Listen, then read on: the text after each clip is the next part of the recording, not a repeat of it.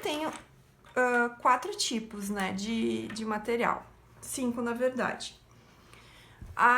O grafite, tanto do lápis quanto da lapiseira, ele é dividido em HA, HB, B, e daí vai pro B2, B4, B6. O que quer dizer isso? H quer dizer a dureza, certo? Então, quando a gente tem um lápis com H, um grafite com H na composição, quer dizer que ele é um grafite mais duro. E quando a gente tem com B na composição, quer dizer que ele é um grafite mais preto. Então, quanto mais B, por exemplo, 8B, 6B, ele é mais escuro do que um grafite que tenha só B ou que tenha HB ou que nem tenha, né? Ele é o mais claro. Qual é a diferença? Para rascunho, eu gosto bastante de utilizar as minhas lapiseiras 07 e 05. Nelas eu uso um grafite B, no máximo 2B.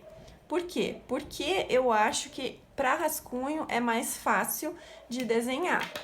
Assim como posso usar, então, esse lápis HB. Eu acho que é muito mais fácil da gente conseguir fazer um rascunho mais cabeludo, mais peludo, como é o certo, né? Para rascunhos maiores, eu gosto de usar essas aqui. Essas aqui são de 2, né? As outras, enquanto que as outras são 0,5, 0,7, essa aqui é de 2. Então, dá pra ver que ela é bem grossinha. Então, para aquela folha 3, ela é muito boa. Por quê? Porque ela já faz um traço mais grosso, certo? Então, aqui eu vou mostrar pra vocês como fica o traço do HB, né? Que ele é duro, ele é bom para um rascunho e não é tão escuro. Esse daqui, então, que tá com o grafite B, ó, ele já é bem mais escuro e ele é mais macio. Vocês não veem, mas eu sinto bem mais macio. Essa daqui que tá 07, eu tenho um grafite HB, igual ao lápis, ó. A gente já vê que ele é mais claro e eu sinto ele um pouquinho mais duro, né? Mais resistente. Essa daqui são as minas, os grafites que eu uso para minha lapiseira de 2 milímetros. Que a gente pode ver, então, que o traço é bem maior, bem mais grosso, né, ó. É melhor para fazer rascunhos maiores. E, por fim, eu tenho, para fazer o decalque, esse lápis aqui, que é 8B. Por que que eu gosto desse lápis aqui? A gente pode comprar o grafite puro também, mas eu prefiro usar esse aqui. Esse aqui, por exemplo, é 6B, esse aqui já apagou, mas provavelmente também é 6B, 8B. Por quê? Porque ele é bem macio e bem escuro, então eu não preciso passar muito atrás da minha arte do rascunho para fazer o decalque. Porque se eu usar esse aqui, além de ser muito ruim de pintar, ele é muito fraquinho. Então, eu gosto de utilizar esse lápis aqui. Partindo agora, então, dos lápis de cor. Quais são os lápis de cor que eu tenho?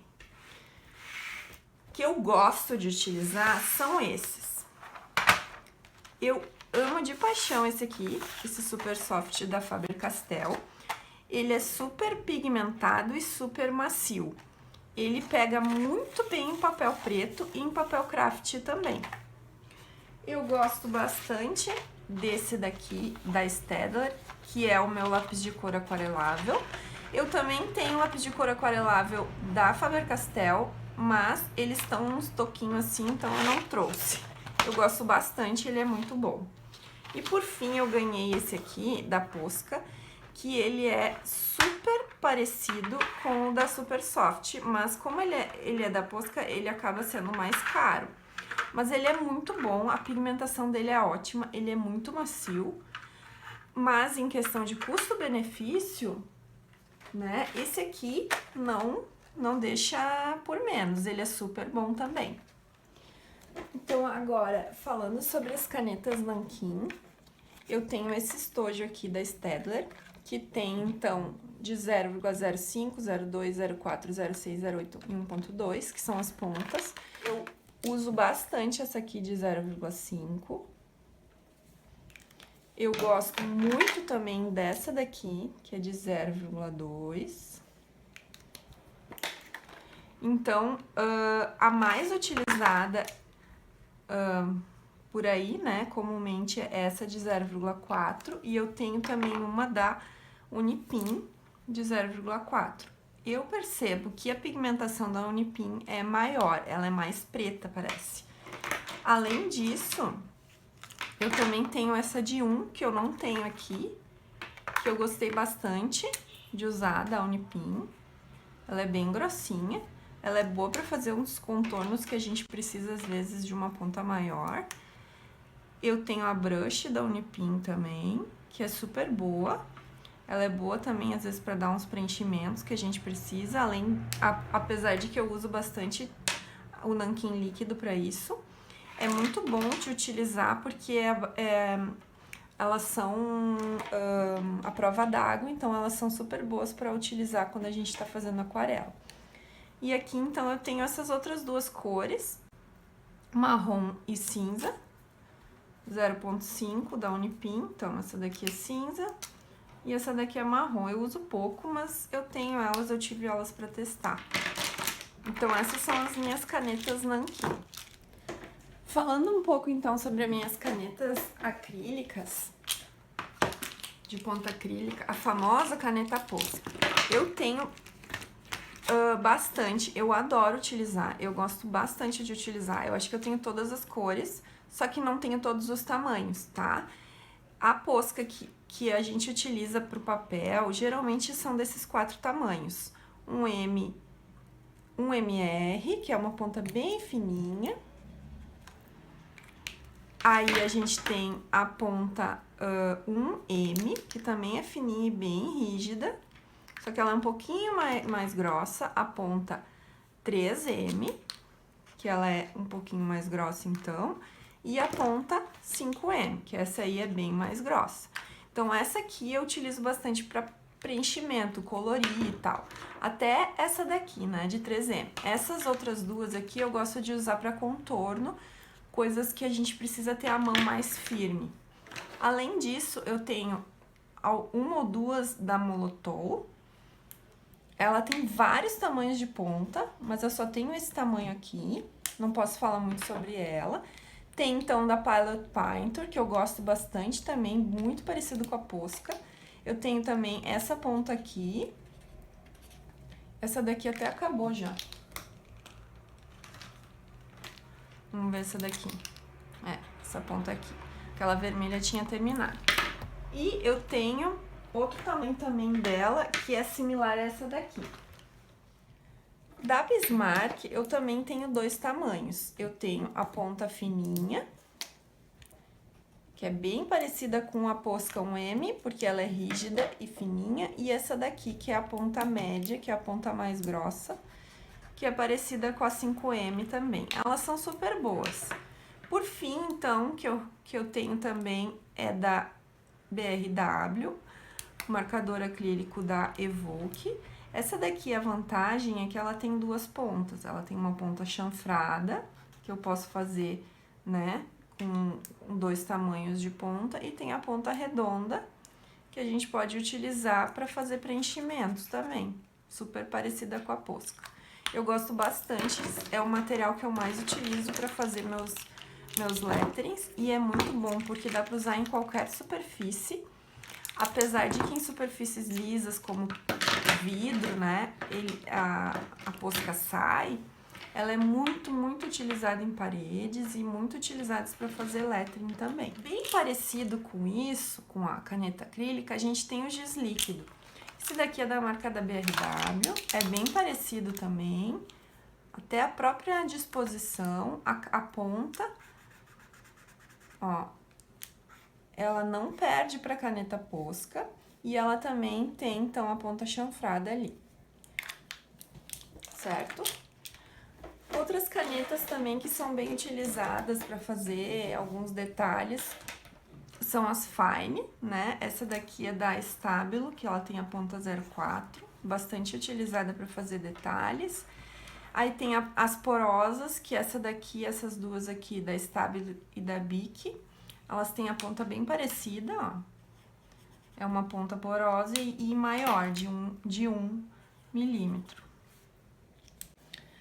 Além disso, então, tem as canetas gel. Aqui eu tenho uma da CISI e uma da BRW. Com ou sem brilho, né? Elas são canetas que também são boas para fazer detalhes. Tem essa daqui, que é um marcador outline. Ele funciona só em papel claro. E eu consigo fazer uma linha onde a parte de fora fica colorida e a parte de dentro ela fica cinza. Então ela chama outline porque ela fica colorida ao redor da linha que a gente tá fazendo. A Posca tem caneta branca muito boa pra gente utilizar para fazer detalhes, para escrever em papel colorido, papel preto. Eu gosto bastante também dessas duas aqui, da Gelly Roll e da Uniball Signo. Aqui elas não vão aparecer, né? Mas assim, é só pra mostrar, então, eu tenho essas duas aqui, essa ponta aqui é menor. Elas são muito boas também pra utilizar.